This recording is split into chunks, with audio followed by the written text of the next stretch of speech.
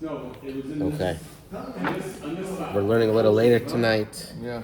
Past my bedtime. Yeah. But I didn't want to cancel because it's Cephas. 5 plus 5. 5 days one week and then 5 the next week. 5 plus 5 is not 10.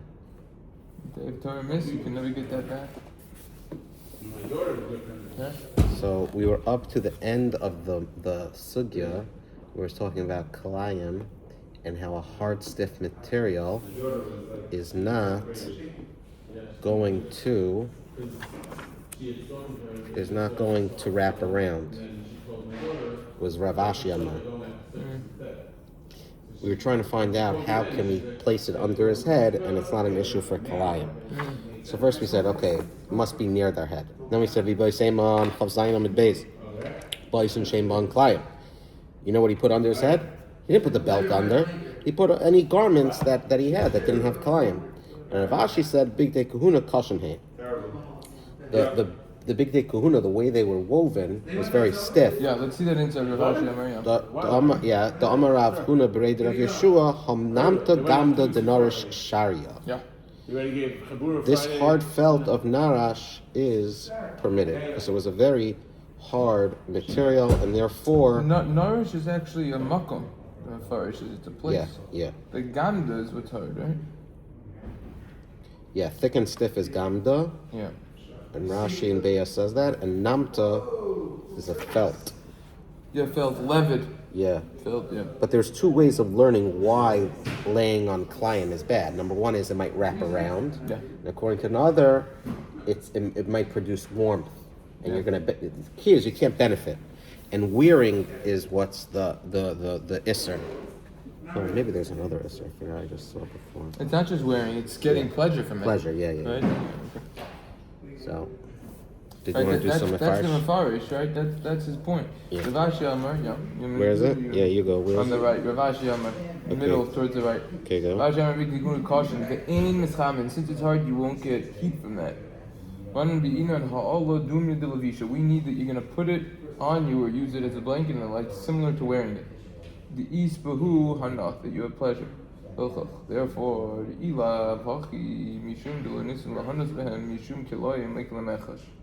and that's why, if it wasn't for this, because you can't get pleasure from it, you don't need to worry about kilayim.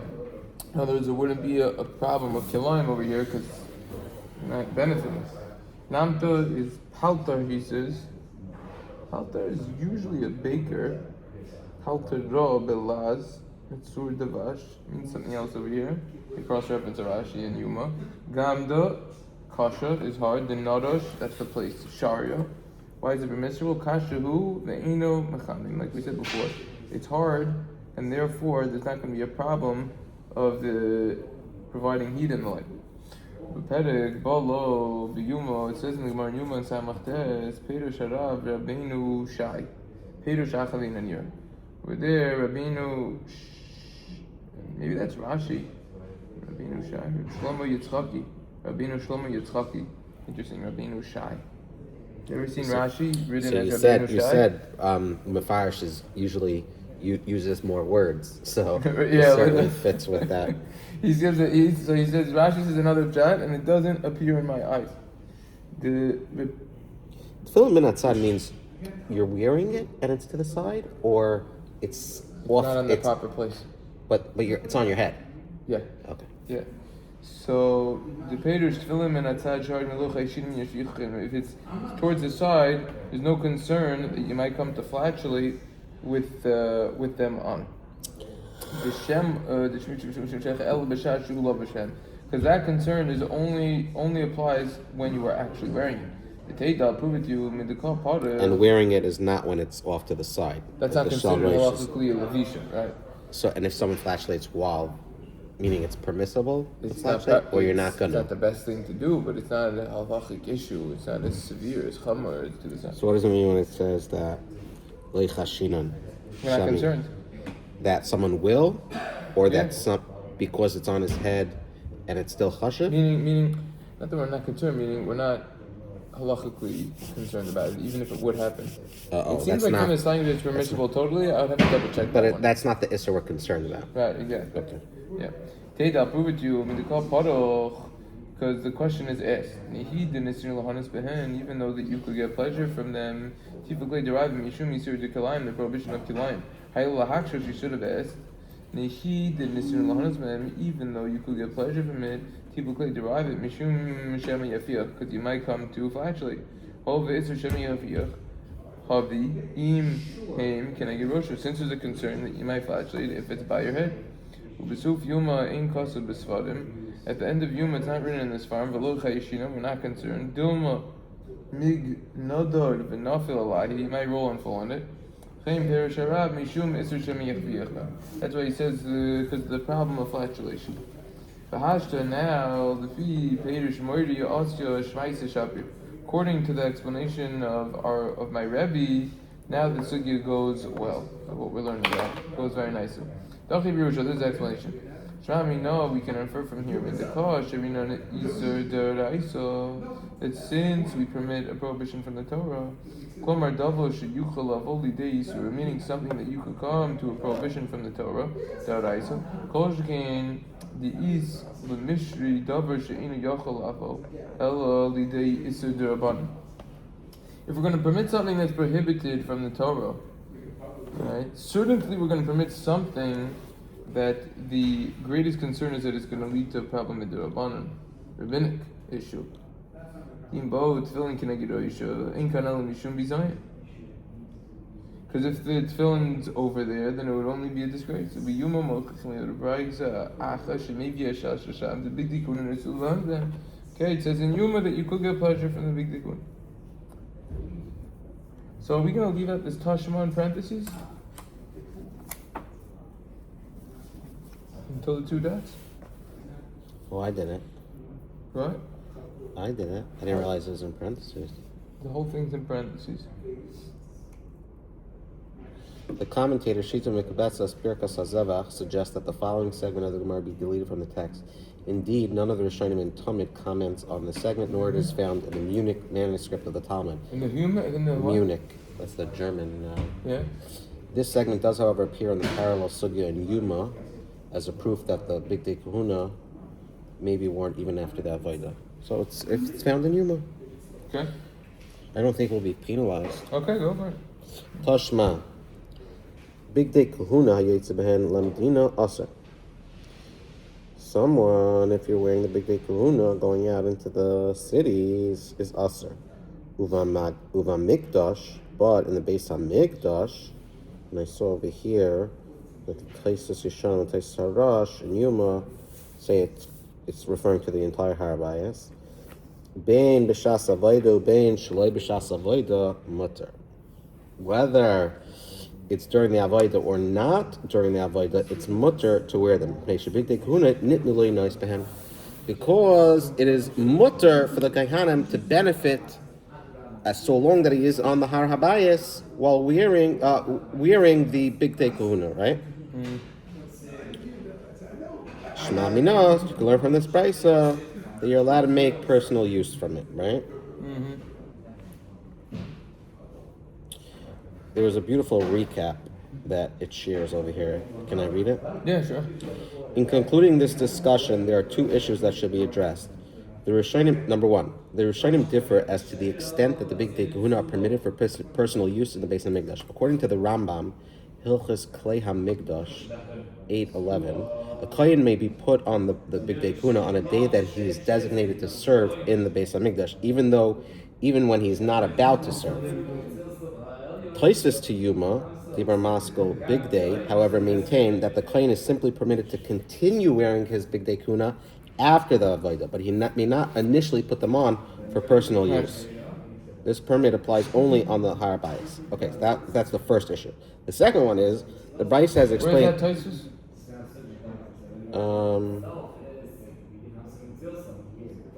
that I think 69a. Okay. The second item is that the Bryce has explained that there is no Me'ila Isser in wearing the Big Day Kuna in the Beis HaMikdash on the Har Bayis while not engaged in the Avodah. But the question arises as to why such optional wearing of the Big Day Kuna, which presumably includes shatnez as well, does not constitute an Isser of shatnez. According to those who maintain that stiff shatnez clothing are permitted even for wearing, then there's no shatnez isser when he's wearing the belt after the avodah. This would not explain, though, why the Kohen Gadol may wear his Big Day Kahuna while no longer involved in the avodah, since the chayshin and the ephod of the Kohen Gadol's vestments are also shatnez and are not stiff, and hence pose a shatnez problem even according to this view. Some explain, says the Beis Halevi, that the Kohen Gadol's wearing Where's the Beis Halevi in the Shalosh Tshuvos? It says I3.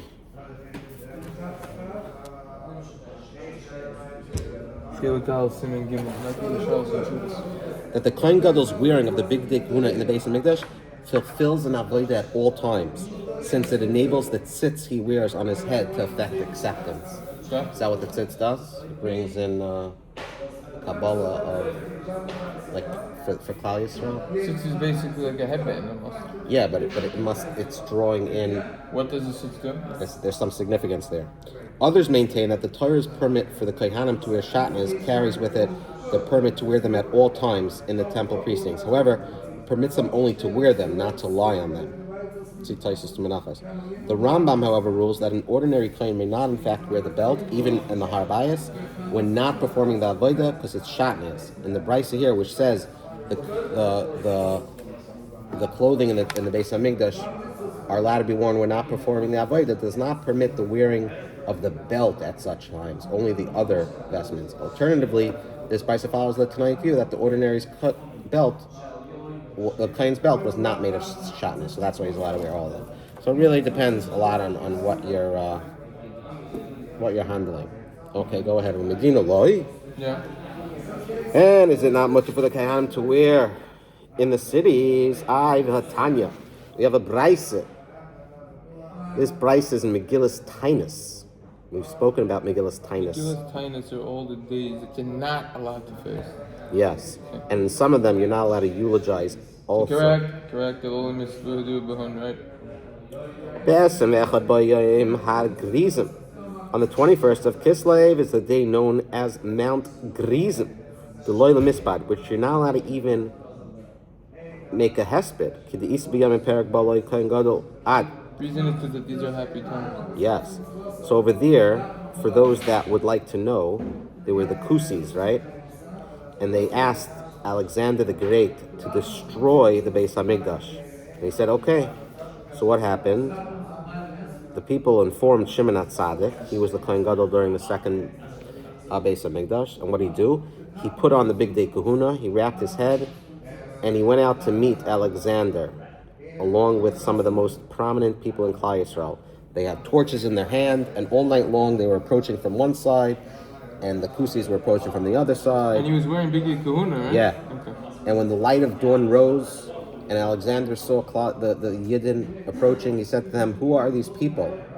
And the Kusi said, "These are the Yidden who rebelled against you." And as he reached the area, the sun was bright, and the two groups met one another. And as soon as Alexander saw Shimon HaTzadik, he says, "I know you." He comes and he bows down off his chariot, and he says, "Shall a great king like yourself bow down before this Jew?" They said to Alexander, and he says, "No, this is who I see. This is the angel who I see, who gives me victory before all my milchamas." And then he says to the Jews, "Why have you come?" And they said, "Is it possible that the very house, the bias in which we daven for you and for your empire, that it should not be destroyed, you should allow it to be destroyed?" And he says, "What?" Alexander says, "Who's misleading me?" And they said to him, "It's these Kusis. These Kusis." So he said to the Yidden, "Okay, you know what? Do to them that they were going to do to you." So they put the Kusis, they pierced them with their spears in their heels, and they suspended them from the tails of the horses, and they dragged them all the way until Har Grizim, which is where they had their so-called temple. And once they arrived, they plowed and planted, and that's exactly what they did to the Kusis, what they wanted it to be done to them. So it was a very festive day. And they said, because it's so festive, you can't fast and you can't eulogize. So we see over here that what? You said you can't wear the Big Day Kahuna in the Medinas. What Shimon HaTzadik do? Well, so from our text, it seems like it was on the 21st, but from over there it was on the 25th, not of Kislev, by the way, but of Tavis. Where'd you see 25th? Says it over here. Oh, You looked on that the up. 21st of Kislev. No, it says over there 25th Oh, of it's Tavis. funny. The footnote number is 25. That's a coincidence, but yeah. In Yuma, the reading is on the 25th of I Teves. missed that footnote. So. Gemara follows the reading of Megillus Tainus that it was in Kislev. I missed that footnote actually, but records the That's what you date said. as the 21st rather than the 25th. Sorry for being sass. The who? I said Sarach Ian Ksas requires slight research. If you want to say, he didn't actually wear the big dekuna. He wore maybe a potential replacement set that was fit to be used, but it wasn't actually instilled with kedusha. And if you want to say it's a time to act for Hashem, it says in Tehillim. Yep. They have nullified your Torah. Yep. So in this circumstance, normally you're not allowed to wear the big day kahuna in a city, but here to help Klal Yisrael, right? You sometimes have someone has to go to the hospital, and it's a suffix, sakanas tafashis, or it's a suffix for a limb. That's not a social. What? That's not a theory of No. What I mean is that's being Mekayim the Torah. It says v'chayim Yeah. below sheyomus. Yeah. What I mean That's an is, example. people should not think that it's Chil Shabbos For sure. to do something like that. An example of that. In fact, it's you're being Mekayim For Shabbos. sure, that's nothing to do with this pasuk. No, I didn't mean it. I meant What's a it. classic example of this pasuk? I'll tell you two examples. You know the classic example, right? Yeah. Yeah, what? No, what I mean to say is that there are certain times in which the standard rule doesn't apply because Torah and Yiddishkeit aren't binary, black and white. There are nuances and different situations. So what would this apply? What's an example? What? Yeah, I'll give you two right now. Ready? Trying to act for Hashem. Rabbi Yehuda Hanasi. You're not allowed to write down Torah Shabbat Peh. Yeah, it's going to be According to forgotten. many Rishonim, he did. Why? You have to go against to write it. Number two, the Kesef Mishnah. The Rambam is vehemently opposed against learning full time. Talking about Yafet Talmud Torah Derech Chedesh, Yesh Kei Mashach Chesavim, Mishnayos and others all over the place. All the rabbis, they worked and they learned. Says the Kesef Mishnah over there in the Rambam and also Talmud Torah, long Kesef Mishnah for many proofs throughout Shas. What are you talking about? Eisa Sozo Hashem Efer Zosecha. You don't have people learning full time. You're not going to have proper rabbis. It's got to be a full time position. Isn't like the idea of Kailal a relatively new? Yes, based on that, Rabbi Kotler, many Gedolim take that Kesef Mishnah and say first, if that was true pre-Holocaust, and certainly post-Holocaust, it's true. So the idea of learning all the time is not so much. I mean, of course, there's chusim and all that, but it's the continuation. You're saying it lends itself to the continuation of Torah, so that it doesn't get forgotten. Is that right? If you don't have people, that's right. If you don't have people nowadays doing full time and they're trying to do it too hard, you need Tamid Chachamim. It's because we have to fight the Yerida. The Yerida is only getting stronger. Well, you read the Sadoros, it's always going to happen. Number one, number But also two, the Yetzer Hara and all the that. technologies. You have to have experts who understand this and how to pass in the proper. Oh, you're saying that the world has changed dramatically. You know what's so interesting? I was thinking, I hope this is not Apikarsos. I was thinking about this today, but it's a question, I don't know. So much of what the Torah is based on is what was happening in the beginning, the origins of man, like plowing and all that, right? What if technology was around during that time? Would the Torah be like, I know it sounds silly, but like Moshe called Aaron on the telephone, like, you know, and it's so crazy to think that the world in which we live in is very, not, obviously the fundamentals are there, but like the world in which we live in is so different than what it was when the Yidden left Mitzrayim. So much so that what's going to happen when Moshe and Aaron after Tchias HaMesim and they see, I mean, is technology not going to exist? I imagine in a world it would, but there's going to be a tremendous learning curve for the Neshamas that haven't been around, right? Like, what does that look like? What does the pasuk mean? Ein Chadush Tachas Hashemis. There's nothing new. What does that mean? Nothing new. Self-driving cars, rocket ships. Yeah, those are new. Aren't new. AI. That's Although not new. Migdal Bavel, some say, Robotics, someone those are new. can't find the source. If anyone can find the source that says Migdal Bavel was a rocket ship, I think it's brought from Reb Yaakov Emden, but I can never find it inside. And I believe Reb Yitzhak Breidowitz said he couldn't. I believe in the episode of Kosher Money he said he, but it's hard. Maybe he did. I just couldn't find it. So yeah. So ain't what does that mean? All that technology is new.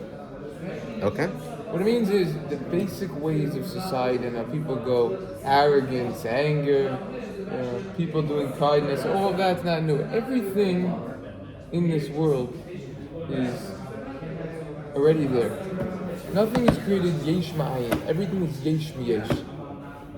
In other words, everything that we have, yes, it's new technology, but it's created from something that already existed. It was just put together in a certain way. Yeah, I get it. But we still have the same society now. We take all of, for example, Hilchos Shabbos, the Av Malachos. Who's plowing nowadays? We barely have any farmers, right? We have to extrapolate, keyword, from everything. Good art school word. Good art so school we have word. to say like this, wait a second. Why can't you drive on Shabbos? Well, you could be over prohibition of bonus, considered building. Maybe it's matter of a package. It's the final act. Lighting a fire. Right? Maybe it's Havara. You have a slew of reasons. In the cold, you could come on to you have to take that. That's why I told guys should drive Tesla. Right, exactly. So See the shir RabbiBlond.com. What? I want to share something from Sigi over here, on a lighter note over here. Rabbi say on a lighter note, pay attention. There's a very interesting practical question.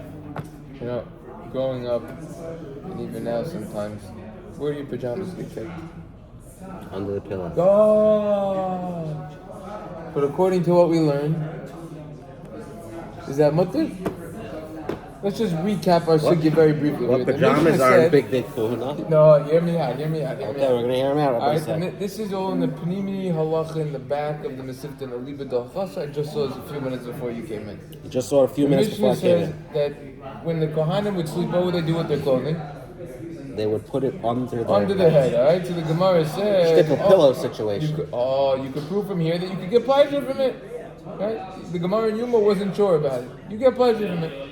Then the Gemara rejects that. No. It wasn't under their heads. It was next to their heads. So you can't prove from there that you can get pleasure. But then the Gemara had two Ibalisemas. Right. So the Gemara says, wait a second. If you're going to put it under your head, it's a problem of kilayim.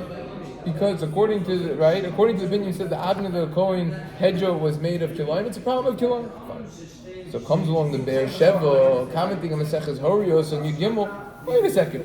The Gemara says, if you put clothing under your head and sleep with it, kasha l'shicha, it's going to cause you to forget your Torah. Who said that? Where? It's a Mefurish Gemara in Horios. You could have asked your Segula master when you had him on. It's a well-known Segula. Wait, what's the school? What does it say? Horios Yud Gimel. It's a bad Segula. It's a reverse. It's a bad one. I don't know if that's called a Segula. School's a treasure. Right, but it's certain things. If you do this, then it's not going to be. So what is it? If you put your clothing under your head, so then it's kasha l'shicha. It could cause forgetfulness. That's only. It's only mundane clothing, but kedusha difference and still. Who makes a difference over there? So the poskim pass like halachim, a fruish mission, a brusim and base of cotton base. So you can ask the question. Wait a second. How could the Kohanim put their clothing under their head if it's kasha l'shicha? Yeah. It's a bam kasha. That's the Be'er Sheva's kasha. What did Yaakov lay on? He laid on a rock or was it around his head? Rock. How is that comfortable? It's better than nothing. Yeah, but keeps your It's head a up. little elevated, When you're tired, you're tired. Remember one of my kids fell asleep on a bench in the park, my wife goes like a homeless person. When you're tired. But Yaakov didn't sleep really in yeshiva, right? That was the first time he slept. I'm saying this is when he left yeshiva. Yeah. Correct. So the point is, the Gemara answered, okay, the clothing wasn't under their heads, right? That was for another reason, because of the kilayim issue, right? But the Gemara didn't entertain this possibility of this potential prohibition. So simple answer, the Magin Giburim and Simon Beis and Elef and Magin Sukkot and Dalet says no. That's only meaning there's going to be a tremendous difference. Are you allowed to put your pajamas under your pillow? or your clothing for the next morning. You have to sleep with it under your pillow. Most people put the pajamas under the pillow, aren't sleeping on it. Oh, that's his answer. That's his answer. The pillow is an interruption. The pajamas or the clothing is basically the outer part of the sandwich. Your head is one side of the sandwich. The clothing is the, but in the middle is the pillow, then it's fine. That's going to be the difference that we're talking about. So what, but over here, the Kohanim don't have anything. Oh, you're saying. So the Kohanim put something in between. I think I might have seen that actually. Yeah, they said that, John? Might have been. There's a lot of. It's a good rate over there. Sefer Zikaron doesn't like that teretz. I think there's what the handle over here. Halacha l'maisa coming out of this Gemara over here. It's an interesting zach.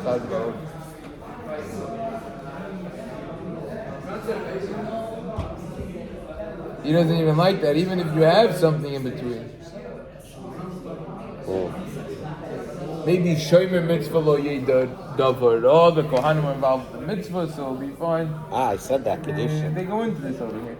That's only if you regularly do that. The Kohanim only did it occasionally. Maybe it was okay. They go back and forth about this. Maybe it was big kodesh, ain't shechla shaletis. You didn't need to worry about forgetfulness over there. That's what I said. You have different possibilities over here. Only when he sees it inside is he say it's a chiddush. When I say it, has nothing. If it's a chiddush, it's a chiddush. Yeah, but it depends who says the chiddush. That gets. You asked me when I said it, like mehei chatesi. What is that person? So answer the question. Mehei chatesi. Confident. I was confident. Yeah. Okay. What was the chiddush then? No, that when it comes to farms that have. Oh yeah, that's a good answer. You gotta be confident. It worked. By the way, we were talking about manuscripts before. I just read there was this special manuscript, very, very rare, no one had access to. You have to make an appointment with someone in Europe. Make an appointment, you could only get 30 minutes to do it. So someone went all the way from Australia to go there, a historian, and another rabbi went, a special appointment. Every single second they were focusing on 30 minutes to get this rare manuscript that no one else had access to in the world. That's how we have to approach the Torah Hadash every single day. We're here for a limited time. We have a limited time. Beautiful. Fire, Rabbi Galinsky, fire. Elul. What is the definition of Torah again? There's like a... Torah? Instruction? Instruction, like a manuscript in Torah. Okay. Erekadi. Here we go. A relic. It's a relic. Relic. Relic, that is. It's an old artifact, but it's not. It's really... It's every single day. It's renewed, right? It's Marba Torah, Marba Chaim, the more Torah Hakadosh, the more yeah, but it's chadash. Every day is chadash. Yeah. Even though we say ein chadash tachas hashemesh, that's not Torah. That's not Torah. But all the chedushim already, Moshe Rabbeinu was saying, but when we say that, it means he understood the mechanics of it. Not necessarily when you have a chiddush that was, but he understood every which way a chiddush that. Okay, we'll do a little more because it's getting late and my supper's arriving. It's not going anywhere, right? Somebody. All right, carry on. Went to the beach today with the family. Which one? Long Beach. Long Beach. A lot of people there today, though. I don't know. You go after 5. Oh, we went. I don't know, noon. Kids went surfing. By that surfing. tornado the other night. One of the cabanas. Yeah, in Atlantic Beach. Oh, you sure? What? You went surfing? The kids went surfing today. They went last week. It's a little shop. It's good for them. Yeah. They have an instructor. So you know they're playing hard. I walked on the boardwalk with the baby. Little sand. Okay. Yeah. The Gemara returns to the discussion of our Mishnah in Tamid. So we said if one of the Kohanim experienced a mission, he would leave the base of Maikid, he would go through this tunnel that was under the Bira until he reached the mikveh. Okay? This Mishnah supports the ruling of Rabbi Yochanan. What does he say? The tunnels beneath the Beis HaMikdash were not kadosh. And one who experiences a Balkari, a mission, is sent out of the two camps, the camp of the Shekhinah and the camp of the Levium. Now let me ask you a question. These tunnels, all these tunnel tours in Eretz Yisrael, the reason it's permissible is because of this pshat that those tunnels, or those are not the tunnels of the Har Bayis that what we talk about. I mean, if you look at this Mefarish over here, the Mechila Halechet, Mishum Hagli, Tivna Mechila, so it says that Hashem. That's how they were enacted. You could get out over there. So according to that, it's fully permissible. But those are the same tunnels, like. Even if they were, to be fair. No, I know it's fair, but those tunnels are under the Har Bayis officially, the ones that we have access to. I mean, I'll be honest. From what I remember from 24 years ago when I took those tours, I don't remember what those tours. I mean, it's right next to the place. Yeah, I know it was right there. I don't remember the details. I never, or maybe I did it once. 36 You know what's crazy? They keep on discovering more, you know? That's over the history. They keep building over. It's cheaper to build over than to move everything out. It's very hard. Even now, They know where in like Shiloh, I was there, where like the Mishkan was. Like they know the area. Okay, let's do this. Mefarish, go ahead. Mishum Alchi Digma Machilas Hasek Der Sham Psachim Der Kates Soilen says in the Mar Psachim Besofo that pay Vav Moichil the Hadam Rabbi Yochanan Mechilo Isling is Kachu. That which Rabbi Yochanan says Mechilas don't have Kedusha Hanim Mechilas Shtach Zarbais. It's talking about under Harbais or Mechilas Shtach Zazar, but if it's under the Zara, he means Sufim Azar is open to the Zara and it's Kachu. The Kedusha Zara, then it does have Kedusha. He means Sufim Harbais is open to the Harbais when it's Kachu. It's not holy. Even the holiness of our bodies, so he wasn't going under the Azar, is that right? Right, that would be a problem. That's when the mechilos were open to the har bayis. Chadzer beis hamoikod habanu b'har bayis. And since it was about carrying the recham, Lamar gedilish Lamar gedilish. So you have to say that it was open to har bayis. It was open to Azara, then that would be an issue. They recently allowed Yidden to go bring Sidurim. Used to be you weren't able to bring it into like one of the restricted areas that the Arabs have access to in by the Har Bayis, whatever. But then a lot of Gedolim saying it's usher to go there because it's, you know, it's like you're playing with fire. And the whole of fire. I have a Rebbe doesn't touch the Kaisel even. You have to ask, Rabbi say. You can't just live, you gotta ask. I'm not used to be able to touch.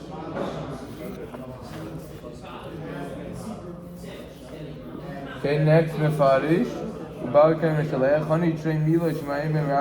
two halachas you heard from Rabbi Kiyadodia and Minayah were said at the same time.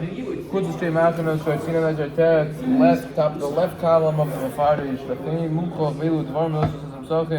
Samaknai Domer Hosam Zav Kol Zav Rabos Valkyrie coming to include Valkyrie. The Zav Mitchell Chutz Shlimachos he gets in out of two camps. Mitzoiro Chutz Legim Mitzoiro gets taken out of three. Amir Hosam Mitzoiro there Mitzayla Rabbi Yochanan Domer Rabbi Yochanan etc. Okay, right in the Gemara. Maybe it's Dokos Mitzad yeah. So we said that there were lights there, and there was also a Bisa Kisei, but it was the coveted, right? Yeah, because they would knock to make sure that no one was there. If it's closed, then you know someone's there. Oh, if it's closed, that's what it was, right? And then if you found it open, right, that's what it you was. leave the door open when you leave. Right. Rav Safra have Yosef Bisa Kisei. Rav Safra was sitting in the bathroom. Also, Rav Abba Nachale. Oh, there's the Gemara at the end of Brachos. Okay. Rav Abba came and he snorted. He barked.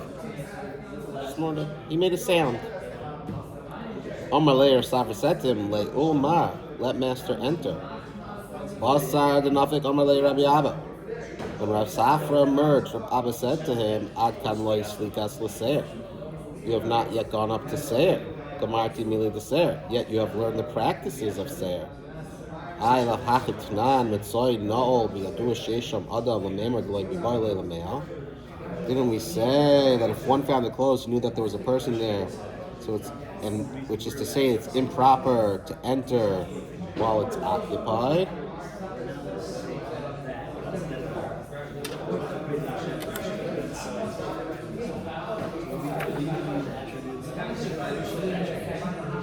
Seir was in the land of Esau and his descendants, the Edomites, who were the ancestors of the Romans present in Eretz Yisrael at the time of this incident.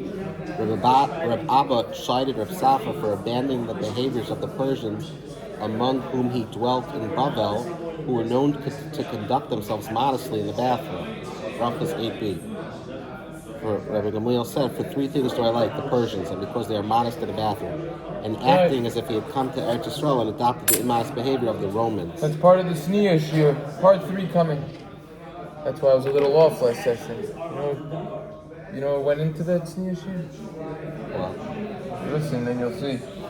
and what did 20 Svarim. 40 minutes. Wow. 20 Svarim. So Rav Safra told him to enter while he was inside. Yeah. Well, Baba was quite confused. Rav Safra suffered Dilma Mesukanhu. Rav Safra thought that the person at the door was in danger. Kedetanya Rav Shimon ben Gamliel Emer Amar Achayzer maybe as Adam Lidei had their Hijroikon. A forced back discharge of excrement brings a person to suffer from the Roikon. Sealer Nachayzer maybe as Adam Lidei Yirakan. A forced back holding in urine in the duct brings a person to suffer from turning yellow. Yaroik is green, right? Either way, jaundice. Yeah. So Safra feared that if he would signal to Rav Abba would go away, and he didn't want him to be in trouble, right? If Rav Safra needed the restroom, then it must be, if he was knocking, then there must be an emergency, right? If he's snorting, he's signaling.